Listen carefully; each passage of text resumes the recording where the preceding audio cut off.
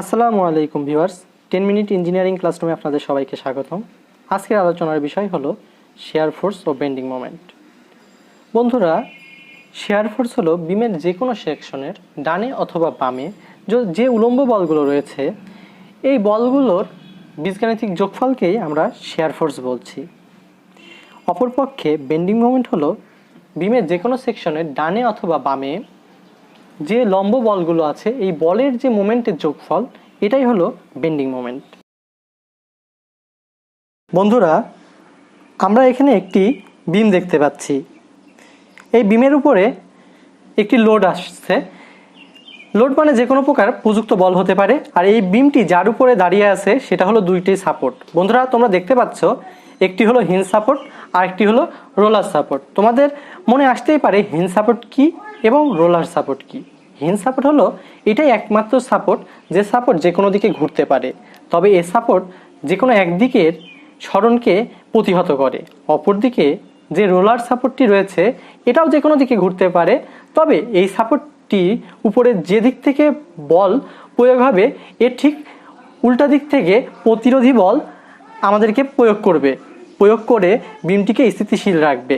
বল যে সবসময় এরকম লম্বভাবেই বিমের উপরে পড়বে তা না, অনেক সময় বল তির্যকভাবেও বিমের উপরে পড়ে।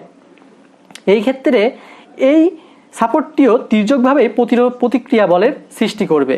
বন্ধুরা, যখন বিমের উপরে বল প্রয়োগ হয় তখন বলটি বিমকে এইভাবে শেয়ার করতে চাই। তোমাদেরকে বলে রাখি, শেয়ার অর্থ ভাগ করা। বিমটি এইভাবে ভাগ হয়ে যেতে চাই বলের কারণে। যদি বল প্রয়োগের ফলে বিমটি এমনভাবে শেয়ার হতে চাই যে বাম পাশের তুলনায় ডান পাশ নিচু হয়ে যায় এবং বাম পাশ ডান পাশের তুলনায় উঁচু হয়ে যায়, তবে এ ধরনের শেয়ারকে পজিটিভ শেয়ার ফোর্স বলা হয়। আবার যদি বিমের উপর যদি আমরা লোড প্রয়োগ করার ফলে বাম পাশের তুলনায় ডান পাশ যদি বেশি উঁচু হয়ে যায়, তবে সেটাকে আমরা নেগেটিভ শেয়ার ফোর্স বলি। বন্ধুরা, বিমের উপরে যদি আমরা শেয়ারকে বিবেচনা না করি তবে বিমের উপর বল প্রয়োগ করলে বিমটি বেন্ডিং অর্থাৎ বাঁকা হয়ে যায়, বিমটি বেন্ড হয়ে যায়। এই বেন্ড হয়ে গেলে বিমের নিচের অংশে টেনশন অর্থাৎ টানের সৃষ্টি হয় এবং উপরের অংশে চাপের সৃষ্টি হয়। তখন দেখো বিমটিকে দেখতে কিছুটা ইসমাইলির মতো লাগে। এটাকে আমরা বলছি পজিটিভ বেন্ডিং মোমেন্ট। এবার বিমটির উপর যদি বল প্রয়োগ করার ফলে উপরের দিকেই টেনশন ক্রিয়া করে এবং নিচের দিকে প্রেশার ক্রিয়া করে, তবে বিমটি বেন্ডিংয়ের ফলে এটি হচ্ছে স্যাড ইমোজির মতো হয়ে যাচ্ছে। এটাকে আমরা বলছি নেগেটিভ বেন্ডিং মোমেন্ট। বন্ধুরা, আমরা কিছুক্ষণ আগে positive share force, negative share force এবং পজিটিভ বেন্ডিং মোমেন্ট এবং নেগেটিভ বেন্ডিং মোমেন্টের কিছু চিত্র দেখলাম। এগুলোকে আমরা বলছি শেয়ার ফোর্স ও বেন্ডিং মোমেন্টের চিহ্নরীতি। এগুলো কিন্তু আমাদের জন্য খুবই গুরুত্বপূর্ণ। বন্ধুরা, শেয়ার ফোর্স, বেন্ডিং মোমেন্ট ডায়াগ্রামের হিসাব করার জন্য আমাদেরকে অবশ্যই লোড সম্পর্কে ধারণা থাকতে হবে। লোড সাধারণত 3 প্রকার হয়ে থাকে: কেন্দ্রীভূত লোড, সমভাবে বিস্তৃত লোড, অসমভাবে বিস্তৃত লোড। কেন্দ্রীভূত লোড আমরা কিভাবে চিনব? যে লোড একটি নির্দিষ্ট বিন্দুর উপরে ক্রিয়া করে, বিমের উপরে একটি নির্দিষ্ট বিন্দু চিহ্নিত করে সেই বিন্দুর উপরে দিয়ে ক্রিয়া করে, সেটাকে আমরা বলবো কেন্দ্রীভূত লোড। সমভাবে বিস্তৃত লোড কি? যে লোডটি বিমের একটা নির্দিষ্ট অংশ জুড়ে সমানভাবে প্রয়োগ হয় সেটাকে বলছি সমভাবে বিস্তৃত লোড। কিন্তু বিমের একটি নির্দিষ্ট দৈর্ঘ্য জুড়ে সমস্ত জায়গায় যদি একই ধরনের লোড প্রয়োগ করা না হয়, প্রযুক্ত না হয়, সে ধরনের লোডকে আমরা বলছি অসমভাবে বিস্তৃত লোড বা ট্রায়াঙ্গুলার লোড। বন্ধুরা, প্রতিটা লোডের চিহ্ন কিন্তু আমরা এখানে দিয়ে দিয়েছি, তোমরা ভালোভাবে দেখে নাও। এই শেয়ার ফোর্স, বেন্ডিং মোমেন্ট ডায়াগ্রামে আমরা যখন অঙ্ক করতে যাব তখন কিন্তু এই ধরনের চিহ্নগুলোই আমাদের সামনে আসবে। এই ধরনের চিহ্নগুলো দেখে আমাদেরকে বুঝে নিতে হবে কোনটা কেন্দ্রীভূত লোড, কোনটা সমভাবে বিস্তৃত লোড, কোনটা অসমভাবে বিস্তৃত লোড। বন্ধুরা, আমরা একটি বিম দেখতে পাচ্ছি। বিমটি দুইটি সাপোর্টের উপর অবস্থান করছে, একটি হিঞ্জ সাপোর্ট আর একটি হলো রোলার সাপোর্ট। এবার বন্ধুরা, আমরা কিছুক্ষণ আগেই কিছু লোড সম্পর্কে দেখে আসলাম। এখানে দেখো তো বন্ধুরা, দুইটি লোড দেখতে পাচ্ছি। একটি সম্পূর্ণ বিমের উপরে একটি সমভাবে বিস্তৃত লোড দেওয়া আছে এবং একদম কর্নারে, বিমটির কর্নারে একটি পয়েন্ট লোড দেওয়া আছে। তো বন্ধুরা, আমরা কিন্তু লোড চেনার পরে আমরা কিন্তু এখনই কিন্তু লোড কিন্তু দেখে বলতে পারছি কোনটা কোন লোড। তো এই বিমটার আমরা রিয়াকশন অর্থাৎ প্রতিক্রিয়া বল, এই বিমটার উপরে যে লোডগুলো পড়ছে এই লোডের কারণে এই দুইটি সাপোর্ট প্রতিক্রিয়া বল দিচ্ছে, সেই প্রতিক্রিয়া বলের মান আমরা হিসাব করে নিয়েছি। তোমাদেরকে আমি যখন শেয়ার ফোর্স বেন্ডিং মোমেন্টের হিসাব শেখাবো, এই ডায়াগ্রাম অঙ্কন থেকে শুরু করে সব কিছু আমি বিস্তারিতভাবে আলোচনা করব। এখন আমি তোমাদেরকে দুইটা বিষয় ক্লিয়ার করার জন্য এই ডায়াগ্রামটা সামনে এনেছি। বন্ধুরা, আমরা দেখতে পাচ্ছি উপরের দুইটা অংশে আমাদের ডায়াগ্রাম বিভক্ত, এই একটা ডায়াগ্রাম, এই একটা ডায়াগ্রাম। প্রথম ডায়াগ্রামটিকে আমরা বলছি S.F.D মানে শেয়ার ফোর্স ডায়াগ্রাম, দ্বিতীয় ডায়াগ্রামটিকে বলছি B.M.D অর্থাৎ বেন্ডিং মোমেন্ট ডায়াগ্রাম। বন্ধুরা, প্রথম ডায়াগ্রামের ক্ষেত্রে দেখতে পাচ্ছি কিছু মানের উপরে পজিটিভ লেখা, কিছু মান নেগেটিভ। এই মানটাও উপরে যে মানটা আছে সেটাও পজিটিভ। তো একটি নির্দিষ্ট বিন্দুতে যে দেখতে পাচ্ছি শেয়ার ফোর্সের মান নেগেটিভ হয়ে যাচ্ছে, অর্থাৎ শেয়ার ফোর্স চিহ্ন পরিবর্তন করছে, পজিটিভ থেকে শেয়ার ফোর্স নেগেটিভে চলে আসছে। অর্থাৎ যে বিন্দুতে শেয়ার ফোর্স ডায়াগ্রাম চিহ্ন পরিবর্তন করে ওই বিন্দুকে আমরা ডেঞ্জারাস সেকশন বলছি। এইটাকে ডেঞ্জারাস সেকশন বলার একমাত্র কারণ হলো বিমটি যদি কখনো ক্র্যাশিং করে তবে এই বিন্দু থেকেই বিমটি ভেঙে যাবে। তো বন্ধুরা, এতক্ষণে হয়তো বা তোমরা বুঝে গেছো বিমটি কিভাবে বিমে কেন আমরা শেয়ার ফোর্স বেন্ডিং মোমেন্টের হিসাব করে থাকি। শেয়ার ফোর্সের হিসাব এই জন্য করা হয় বিমটি কোথা থেকে ক্র্যাশিং করবে এটা জানাও একমাত্র এর লক্ষ্য। তো বন্ধুরা, আমাদের জানার জন্য আরেকটা খুবই গুরুত্বপূর্ণ বিষয় রয়েছে, সেটি হলো যে বিন্দুতে শেয়ার ফোর্সের মান শূন্য সে বিন্দুতে দেখো বন্ধুরা, আমরা দ্বিতীয় ডায়াগ্রামে দেখতে পাচ্ছি বেন্ডিং মোমেন্টের মান সর্বোচ্চ। তো যে বিন্দুতে বেন্ডিং মোমেন্টের মান সর্বোচ্চ সে বিন্দুতে বেন্ডিং পীড়নের মানও সর্বোচ্চ। এই জন্য শেয়ার ফোর্সের পাশাপাশি বেন্ডিং মোমেন্টও আমাদের হিসাব করা হয়। তো বন্ধুরা, আমরা তাহলে বুঝে গেলাম যে বিন্দুতে শেয়ার ফোর্স চিহ্ন পরিবর্তন করে ওই বিন্দুকে আমরা বলছি ডেঞ্জারাস সেকশন। এইবার বন্ধুরা, বেন্ডিং মোমেন্ট ডায়াগ্রামে আমরা দেখতে পাচ্ছি একটা নির্দিষ্ট বিন্দুতে বেন্ডিং মোমেন্টও চিহ্ন পরিবর্তন করছে, অর্থাৎ বেন্ডিং মোমেন্টের মান একটি বিন্দুতে এসে শূন্য হয়ে যাচ্ছে। এই বিন্দুকে আমরা বলছি ইনফ্লেকশন পয়েন্ট বা পয়েন্ট অফ কন্ট্রাফ্লেক্সার। তো বন্ধুরা, এবার আমরা share force bending moment diagram যেহেতু অঙ্কন করব, হিসাব নিকাশ করব, এই জন্য এর বৈশিষ্ট্য সম্পর্কে আমাদেরকে অবশ্যই জানতে হবে। তো বন্ধুরা, চলো আমরা শেয়ার ফোর্স বেন্ডিং মোমেন্টের বৈশিষ্ট্য সম্পর্কে জেনে নিই। বন্ধুরা, আমরা এই যে ডায়াগ্রামটা দেখতে পাচ্ছি, এই ডায়াগ্রামের মাঝ বরাবর একটি লাইন দেওয়া আছে 0 0 বরাবর। তো এই লাইনটাকে আমরা বলছি রেফারেন্স লাইন। শেয়ার ফোর্সের বৈশিষ্ট্য হলো এই রেফারেন্স লাইনের উপরে পজিটিভ শেয়ার বসে এবং রেফারেন্স লাইনের নিচে নেগেটিভ শেয়ার বসে। এইবার বন্ধুরা, এই যে রেফারেন্স লাইন বরাবর যে আনুভূমিক যে রেখাটা, এই আনুভূমিক রেখা বরাবর যদি এর উপরে কোনো আনুভূমিক রেখা টানা হয়, সেই রেখাগুলো শেয়ার ফোর্সের ক্ষেত্রে লোড শূন্য অবস্থার নির্দেশ করবে।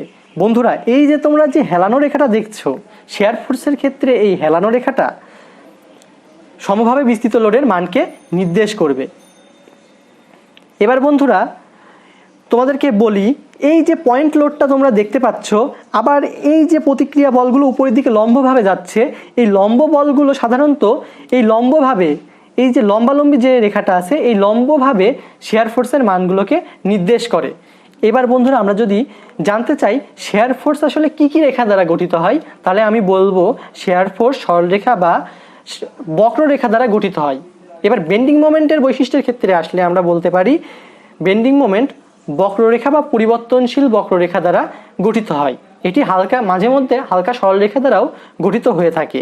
তো বন্ধুরা, শেয়ার ফোর্সের ক্ষেত্রে আনুভূমিক রেখা দ্বারা লোড শূন্য অবস্থান নির্দেশ করা হলেও বেন্ডিং মোমেন্টের ক্ষেত্রে হেলানো সরলরেখা দ্বারা লোড শূন্য অবস্থান নির্দেশ করা হয়। বন্ধুরা, শেয়ার ফোর্সে যদি যে হেলানো রেখা থাকে, এই হেলানো রেখার জন্য আমরা এখানে বেন্ডিং মোমেন্টের ক্ষেত্রে 1 ডিগ্রি কার্ভ বিবেচনা করে থাকি। তো বন্ধুরা, আমি যদি এখন তোমাদেরকে এই বিষয়টা এভাবে করে বলি, তোমরা বুঝতে পারবে না। তো বেন্ডিং মোমেন্টের আরও কিছু বৈশিষ্ট্য রয়ে গেল, আমরা যখন অঙ্ক করতে যাব সেই সময় তোমাদেরকে বেন্ডিং মোমেন্টের এই বৈশিষ্ট্যগুলো খুব সুন্দরভাবে আমরা অঙ্কের সাথে মিলিয়ে বুঝিয়ে দেব। আশা করি তোমরা তখন খুব ভালোভাবে। বন্ধুরা, বিমের উপরে পয়েন্ট লোড সবসময় যে লম্বভাবে পড়বে এরকম না, অনেক সময় এটি তির্যকভাবেও পড়তে পারে। তির্যকভাবে পড়লে এর মানটা একটা নির্দিষ্ট কোণের সাথে সম্পর্কযুক্ত হয়ে যায়। তো তখন আমরা এই মানটা সঠিকভাবে কিভাবে নির্ণয় করব সেটাই আমি তোমাদেরকে একটু বোঝাবো এখন। এটা যদি কোণাকুণিভাবে বিমের উপরে পড়ে, এটাকে যদি আমরা নিচ পর্যন্ত বর্ধিত করি, তাহলে এই বলটা দুইটি উপাংশে বিভক্ত হয়ে যায়। কোণের মান কোণের সাথে আছে বলে এটা পি সাইন থিটা, আর যেহেতু এটা কোণের সাথে নেই এটা হলো পি কস থিটা। তো বন্ধুরা দেখো, পি কস থিটা উপাংশটি এই বিমের লাইনের সাথে মিলে গেছে। তো এটাকে আমরা বলতে পারি লাই অন দি লাইন, এটা লাইনের উপরে সাথে মিশে গেছে। সেই জন্য পি কস থিটার মানটাকে এখানে আমরা অমিট করব। এখানে আমরা যদি এইভাবে তির্যকভাবে বল থাকে, তো আমরা বেন্ডিং শেয়ার ফোর্সের ক্ষেত্রে, শেয়ার ফোর্স বেন্ডিং মোমেন্টের ক্ষেত্রে আমরা যে বলের মানটি নিব সে বলের মানটি হলো, পয়েন্ট লোডের মানটি হবে হলো পি সাইন থিটা। এইবার বন্ধুরা দ্বিতীয়ভাবে লোডের ক্ষেত্রে দেখছি বলটা পি, এই পিটা তির্যকভাবে হলেও বিম থেকে এক্স দূরত্ব উপরে আছে। এখন এই ক্ষেত্রে আমরা কি করব, আমরা কিন্তু আগেই শিখে নিয়েছি তির্যকভাবে যদি কোনো বল থাকে, সেই বলের মান দেওয়া থাকে এবং থিটার মান দেওয়া থাকে, তাহলে পয়েন্ট লোডের মানটা হবে হলো পি সাইন থিটা। তাহলে আমরা পয়েন্ট লোডের মানটা পেয়ে গেলাম পি সাইন থিটা। যেহেতু এটা নির্দিষ্ট দূরে আছে, এক্স দূরত্বে আছে, তাহলে আমাদেরকে এটাকে আমরা টান দিয়ে নিয়ে দুইটা উপাংশে ভাগ করলাম। তো বন্ধুরা এই বলটা একটা নির্দিষ্ট বিন্দুতে ঘুরবে, যেহেতু এটা বিমের সাথে সরাসরি লেগে নেই।